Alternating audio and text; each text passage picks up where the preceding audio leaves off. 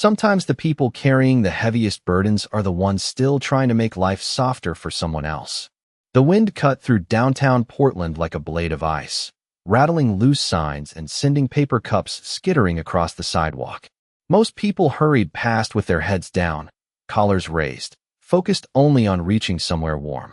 No one paid much attention to the young woman struggling near the corner of West Burnside Street. Except one man.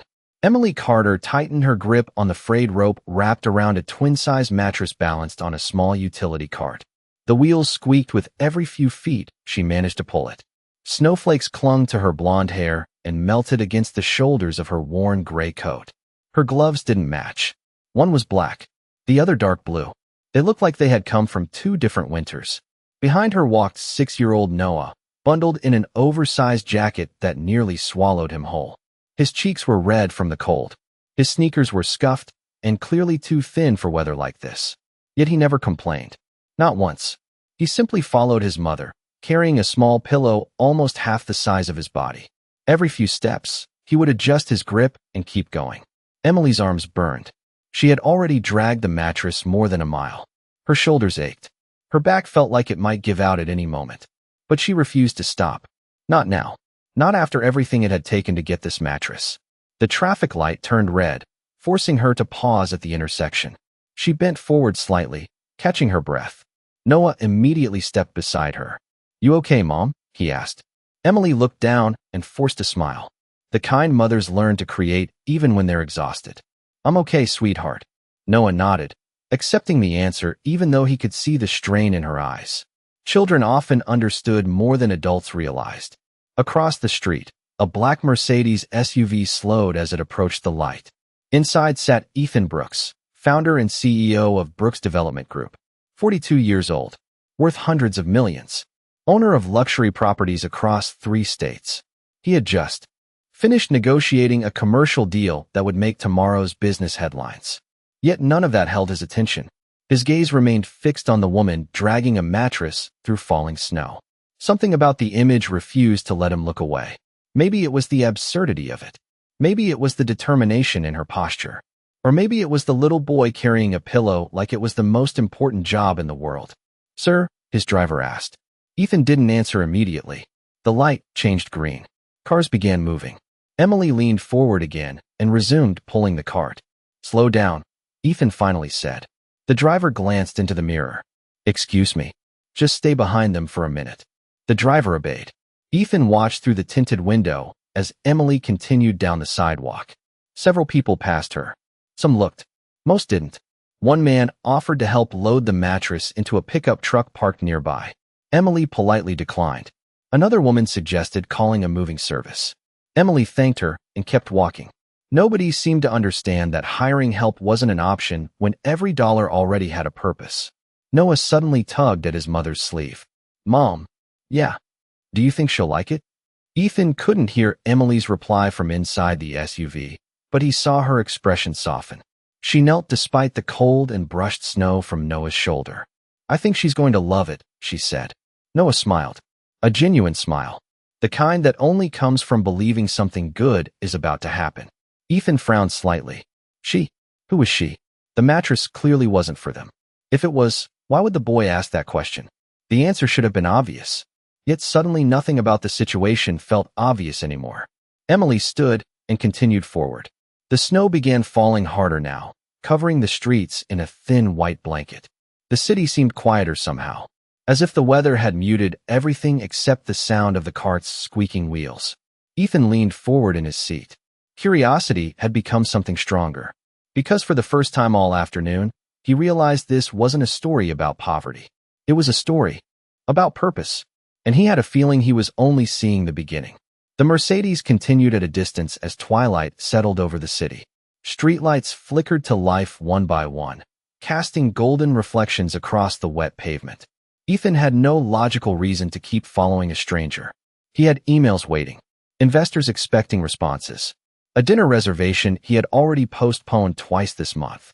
Yet every time he considered telling his driver to turn away, he found himself looking back at the small figure pulling the mattress through the snow. Emily's pace had slowed. The journey was clearly taking a toll on her. Every few blocks, she stopped briefly to adjust the rope digging into her gloves.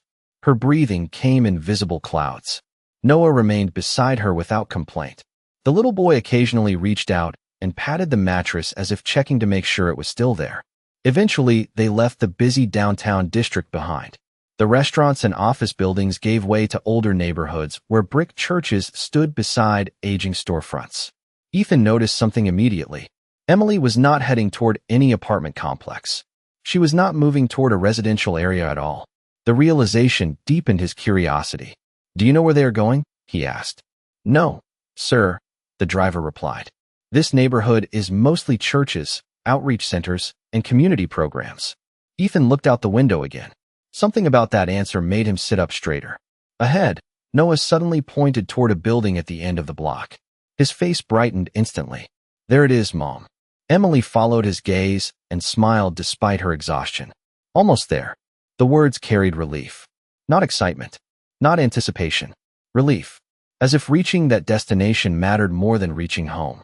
Ethan watched them cross another intersection. Snow continued falling steadily now. The mattress was dusted white.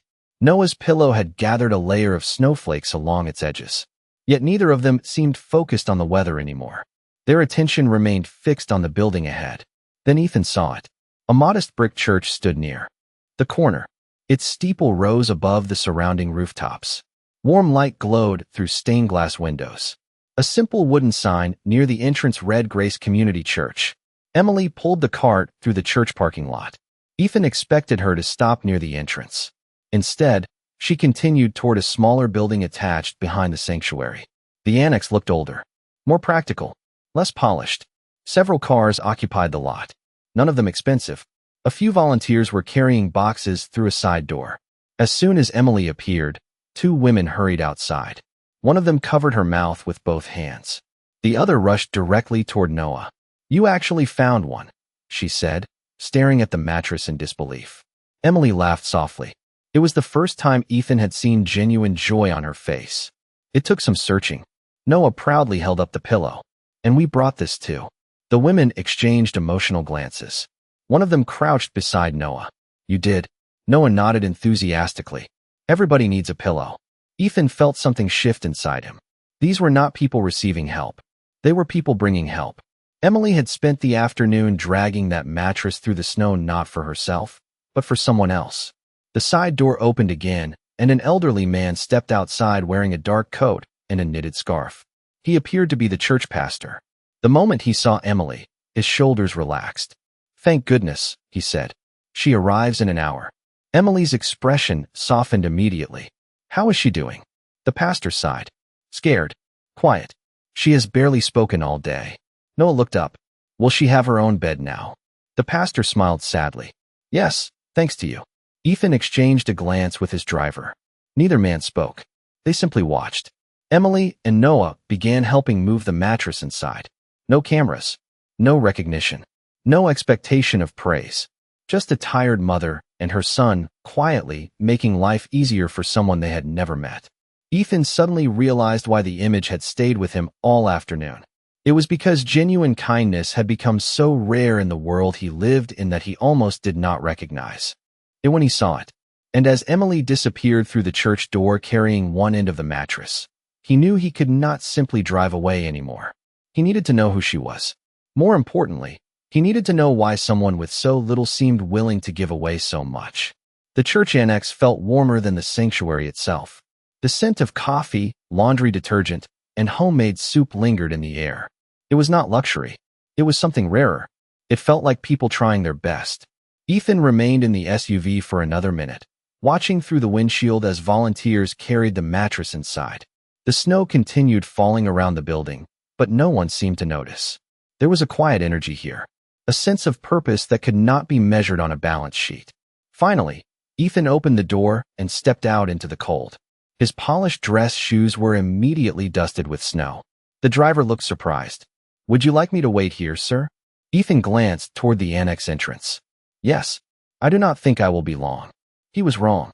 The moment he stepped through the side door, he realized he had entered a world completely different from his own. Children sat around folding tables coloring pictures. Volunteers sorted donated clothes into plastic bins. A young mother rocked an infant near a space heater, while another woman helped a little girl with her homework. Nobody seemed concerned with appearances. Nobody cared about expensive watches or business titles. They were too busy helping one another survive. Ethan quietly removed his coat and hung it near the entrance. For the first time in years, nobody recognized him. Nobody rushed over asking for photographs or business advice. It felt strangely refreshing. Near the far wall, Noah was proudly helping make a bed. The mattress now rested on a simple metal frame. Fresh sheets covered it. Emily tucked the corners carefully while Noah arranged the pillow in the center. Together they stepped back to admire their work. "Perfect," Noah whispered. Emily smiled. "I think so too." The little boy folded his arms proudly. "Do you think she will be happy?" Emily nodded. "I think she will feel safe." The answer seemed important. Safe. Not spoiled. Not impressed. Simply safe. Ethan found himself staring at the newly made bed. It looked ordinary. Yet judging from the expressions around the room, it might as well have been worth $1 million. "Can I help you?" a gentle voice asked. Ethan turned to see the elderly pastor approaching. Up close, his face carried the kind of wrinkles earned through decades of listening to other people's troubles. "I hope I am not intruding," Ethan said. "I was passing by and became curious." The pastor smiled warmly. "Curiosity brings many people through our doors. Some stay longer than they expect." Ethan glanced around the room. "What exactly is this place?" The pastor followed his gaze. "Temporary housing. Emergency support. A fresh start when life becomes overwhelming." Ethan nodded slowly. The pastor's eyes drifted toward Emily. "She helped make much of this possible." Ethan looked surprised. "She works here." The pastor chuckled softly. "No." Which makes it even more remarkable. Before Ethan could ask another question, a small commotion near the entrance drew everyone's attention. The front door opened. A social worker entered holding the hand of a little girl. She appeared to be around 7 years old. Her coat was too large. Her expression uncertain. She looked exhausted. The entire room seemed to quiet at once. Emily immediately walked forward. Not quickly, not dramatically, gently, like someone approaching a frightened animal. She knelt until she was at eye level with the child. "Hi there," she said softly. "I am Emily." The girl said nothing. Emily did not seem bothered. "We made something special for you." Noah stepped forward carrying a small stuffed rabbit from one of the donation bins. "This is for your bed," he said. The little girl hesitated before accepting it. Then something changed. Not much, just a tiny movement, a slight softening around her eyes. But everyone noticed. Ethan felt an unexpected lump rise in his throat. He had attended charity galas worth millions. He had signed donation checks large enough to fund entire projects. Yet none of those moments had felt as meaningful as watching a frightened child realize she had a place to sleep tonight. The pastor stood quietly beside him. "You see it now, do you not?" Ethan kept watching Emily and Noah guide the little girl toward her new bed. "See what?" The pastor smiled. "Why people keep showing up for one another even when they have almost nothing left themselves." Ethan did not answer immediately, because for the first time in a very long time, he was beginning to understand. Later that evening, most of the volunteers had gone home. The church had grown quieter. Outside, snow continued drifting down beneath the glow of the parking lot lights. Inside, the little girl had finally fallen asleep in her new bed, the stuffed rabbit tucked beneath one arm. Emily stood in the hallway outside the room for a moment, watching through the partially open door. A tired smile touched her face. Beside her, Noah leaned against the wall, fighting sleep himself. His eyelids kept drooping. "Can we go home now?" he asked softly. Emily brushed a hand through his hair. "Almost, buddy." Ethan remained near the coffee station across the room. He had intended to leave nearly an hour ago. Yet every time he prepared to walk out, something pulled his attention back. Maybe it was curiosity. Maybe it was guilt. Or maybe it was the growing realization that he knew almost nothing about people whose lives looked different from his own. The pastor returned carrying 2 paper cups of coffee.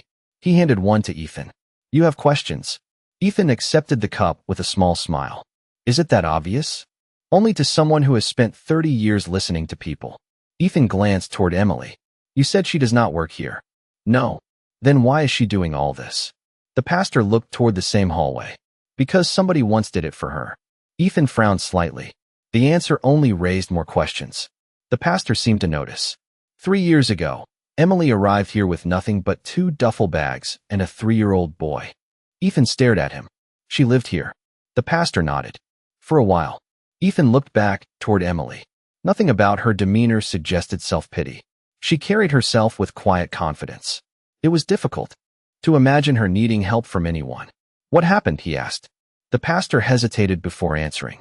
Life happened. He took a slow sip of coffee. Medical bills. Unexpected losses. A job that disappeared at exactly the wrong moment. The sort of problems that do not make headlines, but change everything. Ethan listened silently. Most people who come through these doors are not irresponsible, the pastor continued. They are exhausted. There is a difference.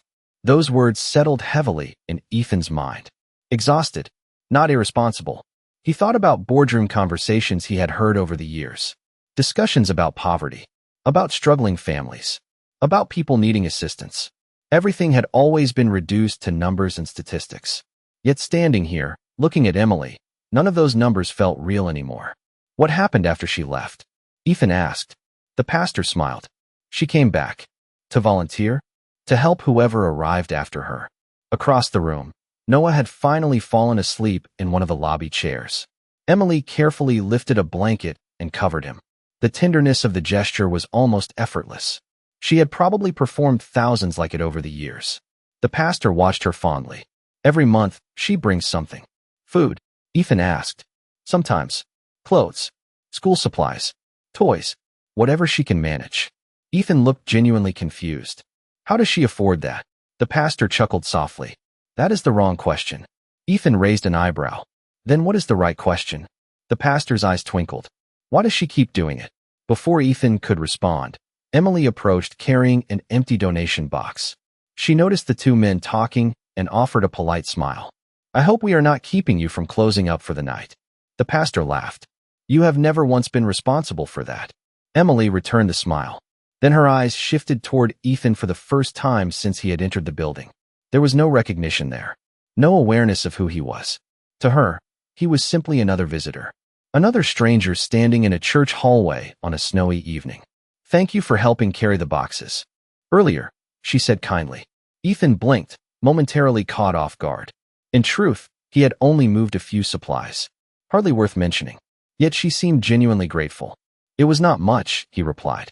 Emily glanced toward the sleeping little girl down the hall. It mattered to her. For reasons he could not explain, those 4 words stayed with him long after she walked away.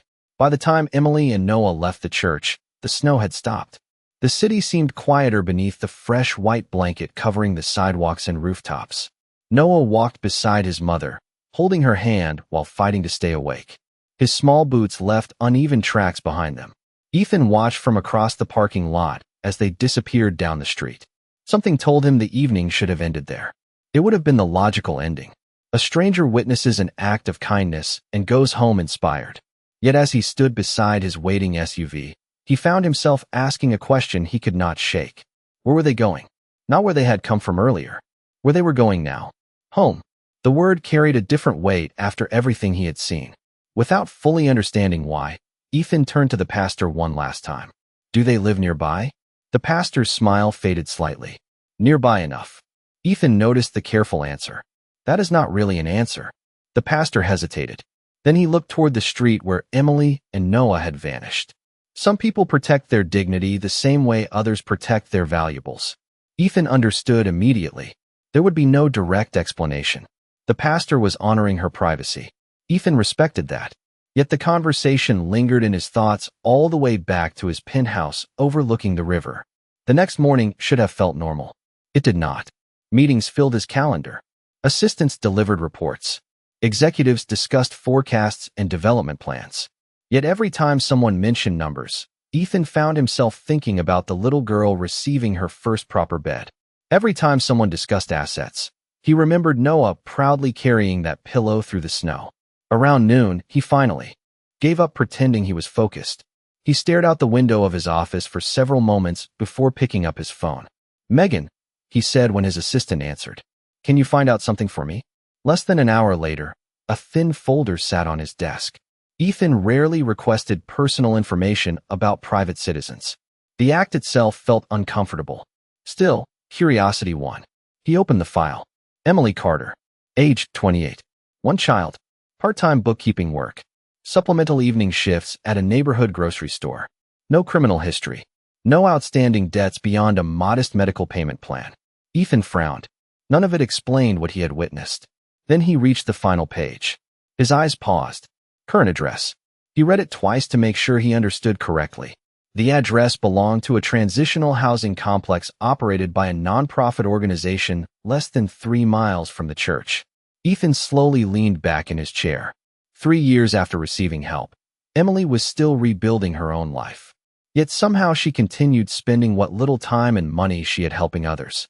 Most people waited until they were comfortable before giving back. Emily seemed to operate by a completely different set of rules.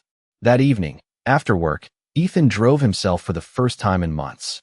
No driver, no security detail, just a quiet black SUV moving through ordinary neighborhoods. Eventually, he found the building listed in the file. It was clean but modest, the kind of place most people passed without noticing. Children played near a small courtyard despite the cold. Laundry hung from several balconies.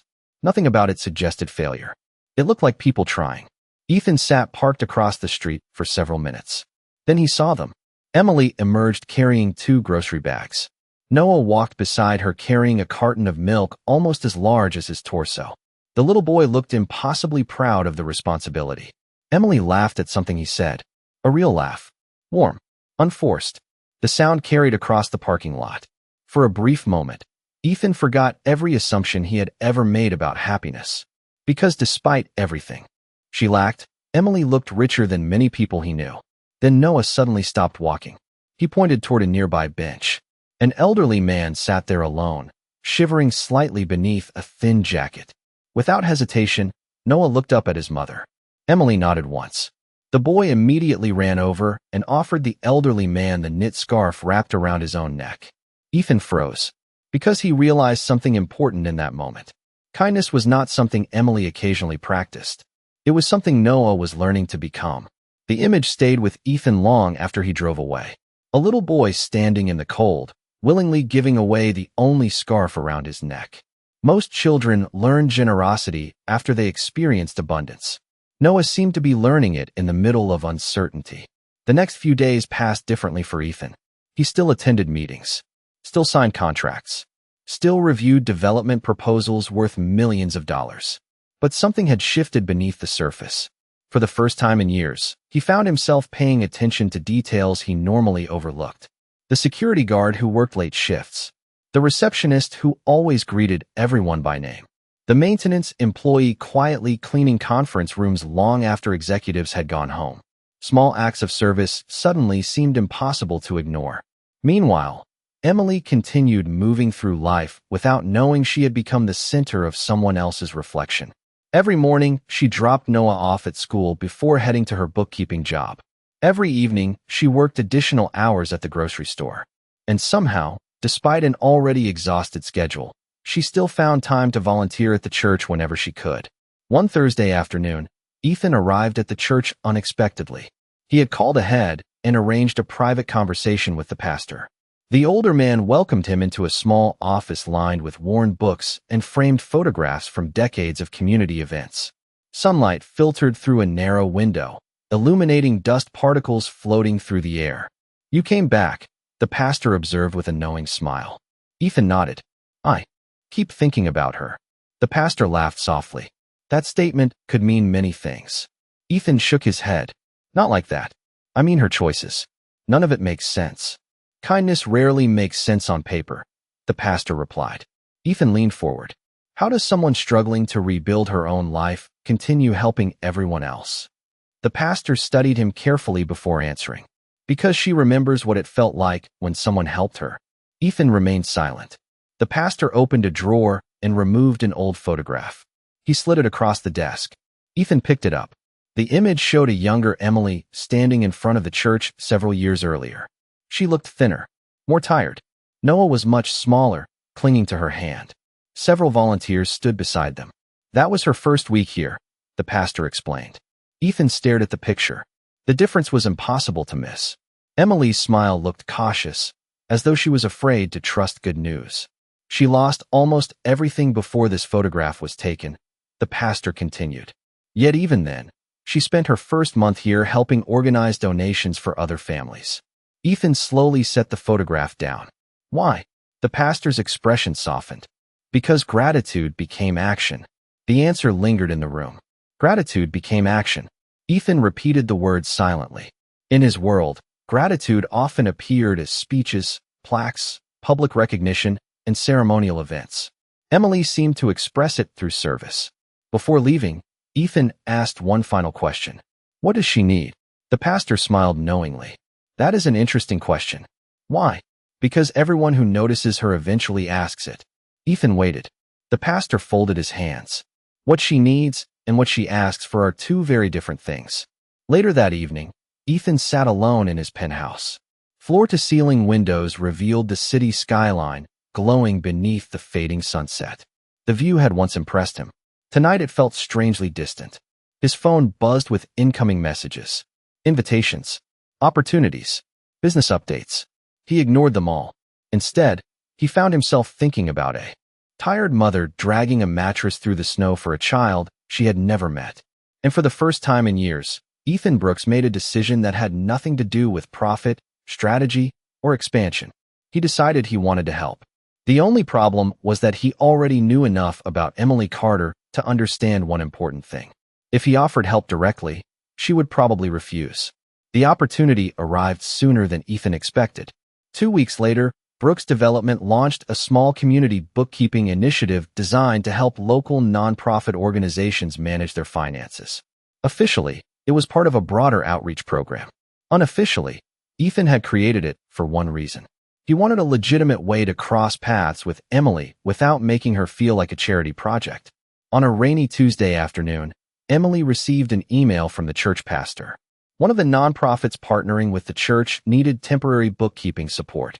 The position offered flexible hours and paid nearly twice what she normally earned. Emily read the message 3 times. It sounded too good to be true. Yet the organization was legitimate. The recommendation came from someone she trusted.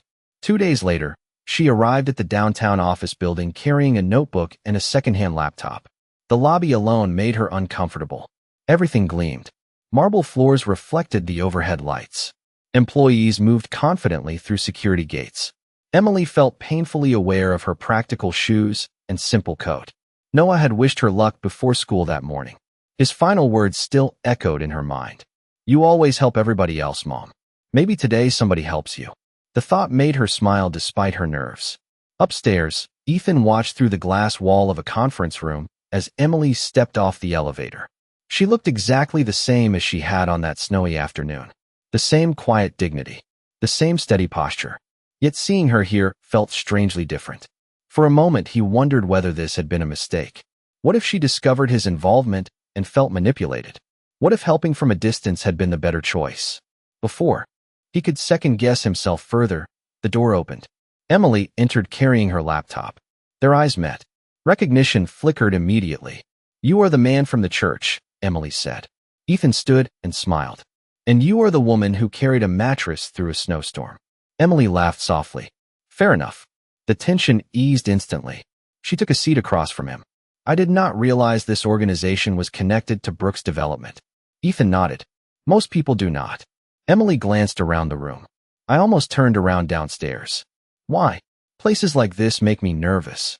Ethan found her honesty refreshing. Most people spend enormous effort trying to appear impressive. Emily simply told the truth. You seem perfectly calm now. She shrugged. Being nervous and showing up anyway are two different things. The answer lingered in Ethan's mind. Being nervous and showing up anyway. He had built an entire company around calculated risks, yet somehow her version of courage felt more meaningful. Over the next hour, they discussed financial reports and community projects. Emily's competence became obvious almost immediately. She noticed discrepancies others had missed. She organized information efficiently. More importantly, she cared about the people behind the numbers. At one point, she paused while reviewing a budget proposal. If this line item gets reduced, the after-school tutoring program loses 20 student spots. Ethan looked surprised. Most accountants focused on expenses. Emily focused on children. You caught that quickly. Emily smiled. Numbers tell stories. Most people just stop reading too early. For several seconds, Ethan simply stared at her. That sentence explained everything. The mattress, the church, Noah, the endless volunteering. Emily never saw statistics. She saw people. When the meeting finally ended, she packed her laptop and prepared to leave. Then she hesitated. "Can I ask you something?" Ethan nodded. "Of course." Emily looked genuinely curious. "Why do you spend time at that church?" Ethan almost laughed. Of all the questions he expected, that was not one of them. He considered giving a polished answer. Instead, he chose honesty. "Because I met someone there who reminded me that success and significance are not always the same thing." Emily seemed puzzled by the response. Yet before she could ask more, her phone rang. Her expression changed immediately. Concern appeared in her eyes. "It is Noah's school," she said quietly. Ethan stood. "Is everything okay?" Emily answered the call. As she listened, relief slowly replaced concern. Then she laughed. A warm, emotional laugh. He did what? Several moments later, she ended the call, shaking her head. "What happened?" Ethan asked. Emily smiled. Apparently, Noah gave away his lunch again. Ethan could not help smiling too. Somehow, he was not surprised. Over the following months, something unusual began happening across the city. The church received enough funding to repair several aging rooms. The tutoring program Emily had fought to protect expanded instead of shrinking. The transitional housing complex where she lived announced renovations that residents had been requesting for years. None of the improvements arrived with publicity. No press releases. No ribbon cuttings. No names attached. They simply appeared, one solution at a time. Emily noticed the changes like everyone else. She was grateful, but also curious. "Somebody has been very generous lately," she remarked one evening while helping organize donations at the church. The pastor smiled over a stack of paperwork. "Perhaps somebody finally decided to pay attention." Emily laughed softly. "That sounds mysterious." "Life often is." She shook her head, amused by his answer. Across town, Ethan sat in a conference room reviewing quarterly reports. Yet hidden among the business documents was a second folder. Unlike the others, this one contained photographs. Children using new computers in the tutoring center. Families moving into renovated apartments. Volunteers distributing supplies from newly stocked storage rooms. Ethan looked through the images quietly. Every project had started because of a single moment. A tired mother pulling a mattress through the snow. Sometimes he still found that difficult to believe. One Saturday afternoon, the church hosted a community event. Families gathered for food, games, and free winter clothing distribution. The parking lot buzzed with conversation and laughter. Noah raced between activity tables with several new friends while Emily helped serve hot chocolate. She looked happier than Ethan remembered from their first meeting. Not because her circumstances had become perfect. They had not. But because hope had begun replacing survival. Ethan arrived later than expected. He intended to remain unnoticed as usual. Unfortunately, Noah spotted him almost immediately. "Mr. Ethan," the boy shouted from halfway across the parking lot. Several heads turned. Ethan laughed despite himself as Noah sprinted toward him. "Hello, Noah." The boy stopped directly in front of him, slightly out of breath. "Mom says I should not run near the hot chocolate station." Ethan glanced toward Emily. She was already walking over, shaking her head with amused embarrassment. "Sorry about that," she said. "He gets excited." "I noticed." Noah looked between them suspiciously. "You both smile the same way when you were trying not to laugh." Emily groaned softly. Ethan could not stop smiling. Children had a remarkable ability to ignore social boundaries adults spent years constructing. Later that afternoon, as the event wound down, Emily found herself sitting beside Ethan on a church bench overlooking the playground. Snow rested lightly on the surrounding trees. The setting sun painted the sky in shades of gold and pink. For several moments, neither spoke. The silence felt comfortable. Eventually, Emily broke it. "Can I tell you something strange?" Ethan nodded. "Of course." She watched Noah laughing with his friends before continuing. "A year ago, I was convinced life would never get better." Ethan remained quiet. "I kept waiting for some dramatic miracle. Some huge breakthrough that would fix everything." She smiled thoughtfully. "Instead, things changed through 100 small kindnesses." Ethan looked at her. "What kind of kindnesses?" Emily thought for a moment. "People giving second chances. Offering opportunities. Taking time to care when they did not have to."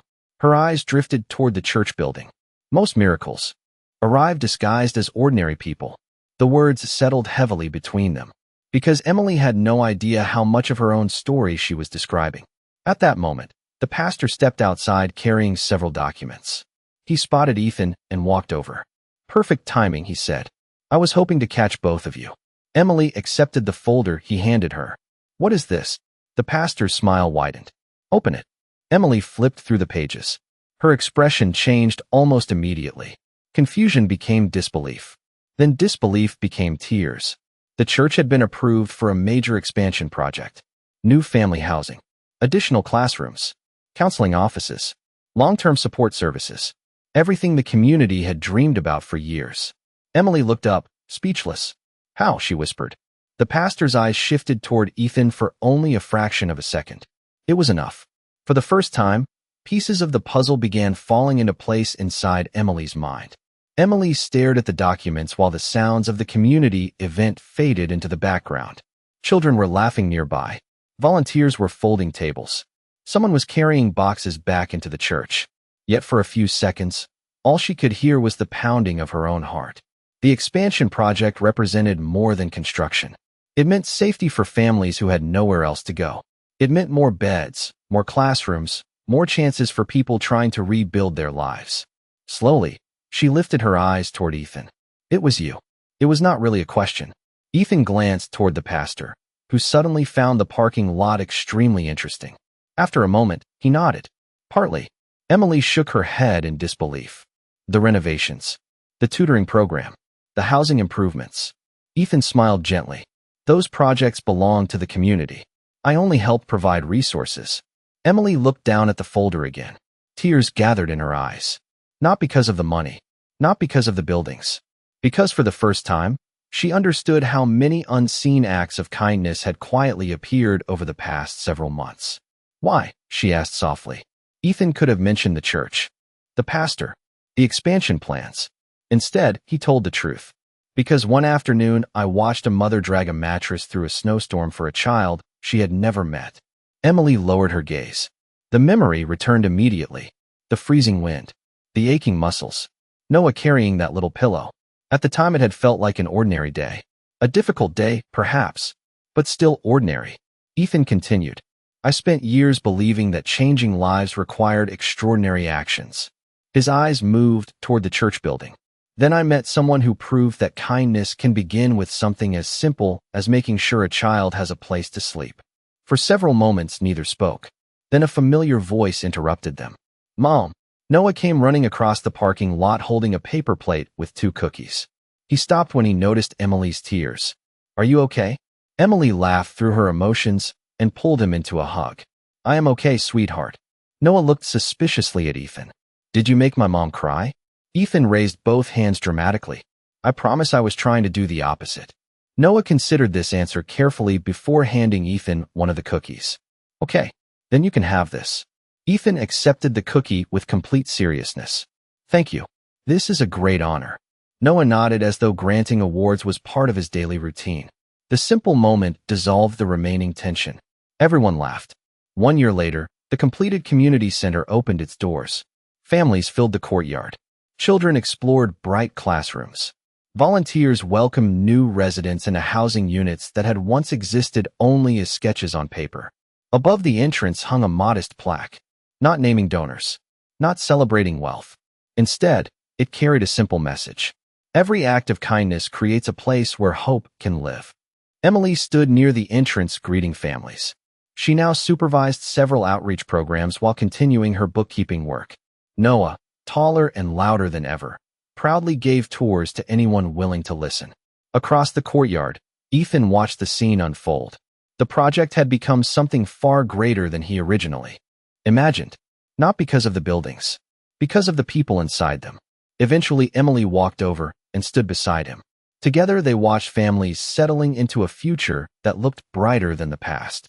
"You know," Emily said softly, "I spent a long time waiting for life to change." Ethan glanced at her, and she smiled. "It turns out life changes when people decide to show up for each other." Ethan looked toward the children running through the courtyard, toward Noah helping a younger boy find the playground, toward the families laughing beneath the afternoon sun. Then he smiled. Because in the end, the most valuable thing he had discovered was not hidden inside a boardroom, a contract, or a bank account. It was hidden inside a tired mother who never stopped giving, even when she had very little left to give. And perhaps that was the quiet truth both of them would carry for the rest of their lives. Wealth can build buildings, but kindness builds homes.